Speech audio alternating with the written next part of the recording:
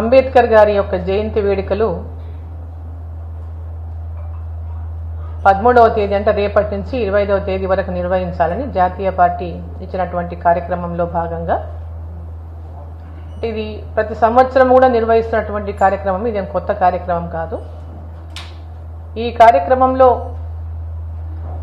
ఈ వేడుకలను గొప్పగా జరుపుకోవాలని, వారి ఆశయాలను వారి స్ఫూర్తితో గ్రామ గ్రామానికి కార్యకర్తలు వీటిని తీసుకెళ్లేటటువంటి విధంగా ఈరోజు ఇక్కడ ఆంధ్రప్రదేశ్లో నిర్వహిస్తున్నటువంటి కార్యశాలలో మరి ఇక్కడ నేను పాల్గొనడానికి రావడం జరిగింది.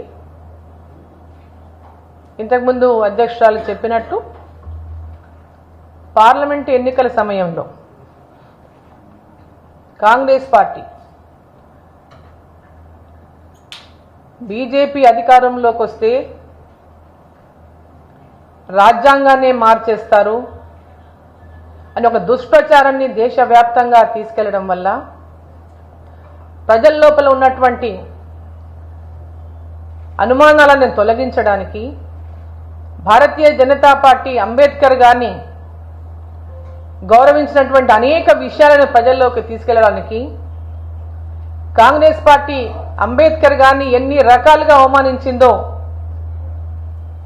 ఆ అవమానాలను ప్రజల లోపల తేట తెల్లం చేయడానికి ఇంతకుముందు పురంధేశ్వర్ గారు చెప్పారు.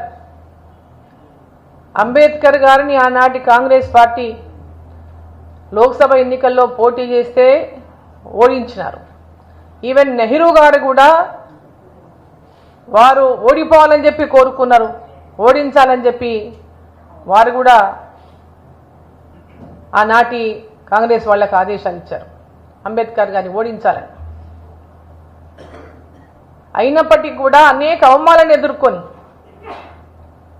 రాజ్యాంగాన్ని కూడా రాయడానికి వేరే అడ్వకేట్ని ఎంపిక చేసిన అందరి యొక్క దీని ప్రకారం రాజ్యాంగాన్ని మరి అంబేద్కర్ గారితోనే ఆనాడు రాయించాల్సినటువంటి పరిస్థితులు ఉన్నటువంటి నేపథ్యంలో వారి రాజ్యాంగాన్ని ఇవాళ కాంగ్రెస్ పార్టీ వారు రచించినటువంటి రాజ్యాంగాన్ని అనేక సార్లు తూట్లు పొడిచి కేవలం అధికారమే ఆశయంగా, అధికారమే లక్ష్యంగా ఓట్లను పెంచుకోవడము, అధికారాన్ని తెచ్చుకోవడమే లక్ష్యంగా అనేక సార్లు రాజ్యాంగానికి తూట్లు పొడిచినటువంటి కాంగ్రెస్ పార్టీ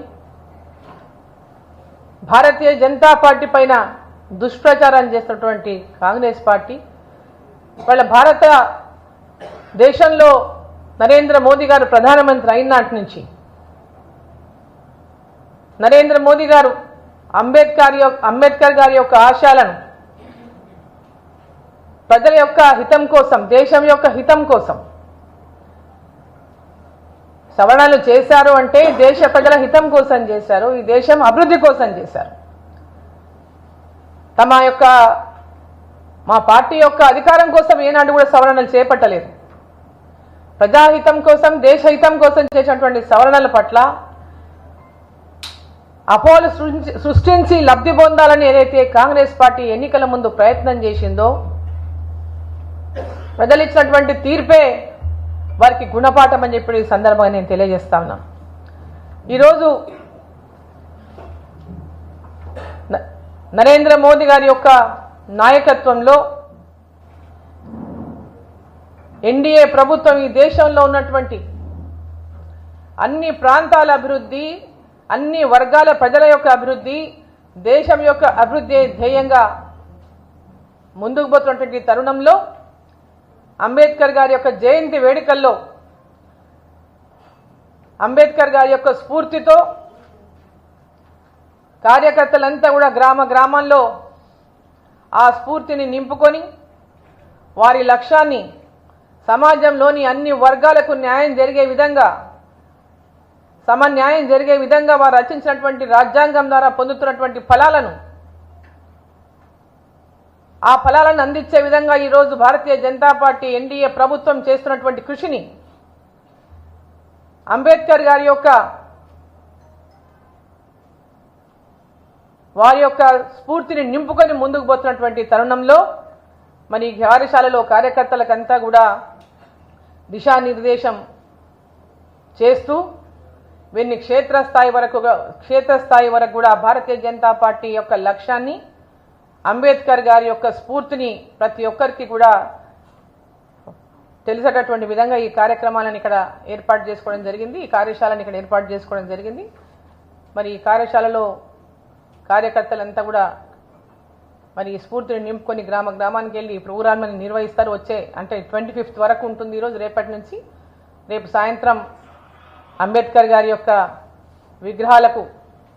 విగ్రహాలను శుద్ధి చేసి శుభ్రపరిచి అక్కడ దీపారాధనలు చేసి ఎల్లుండి వారి జయంతి సందర్భంగా పూలతో అలంకరించి వారికి పూలమాలను సమర్పించి వారికి ఘనమైనటువంటి నివాళులు అర్పించి వారి స్ఫూర్తిని నింపుకొని గ్రామాలకు వెళ్ళి కార్యక్రమాలు భారతీయ జనతా పార్టీ చేపడుతుంది. ప్రజల్లోకి వాస్తవాలను తీసుకెళ్తుంది. కాంగ్రెస్ పార్టీ చెప్తున్నటువంటి అబద్ధాలను తిప్పికొట్టేటటువంటి విధంగా వాళ్ళు చేసిన మోసాలను, వాళ్ళు చెప్తున్నటువంటి అబద్ధాలను, వాళ్ళు చేసినటువంటి అవమానాలను ఏ విధంగా అంబేద్కర్ గారు ఎదుర్కొన్నారు, భారతీయ జనతా పార్టీ అంబేద్కర్ గారి యొక్క రాజ్యాంగాన్ని ఏ విధంగా గౌరవించింది, వారి స్ఫూర్తిని నింపుకొని ఏ విధంగా ముందుకెళ్తా ఉన్న విషయాల పట్ల కూడా అందరికీ కూడా అవగాహన కల్పించేటటువంటి విధంగా ముందుకెళ్తారు.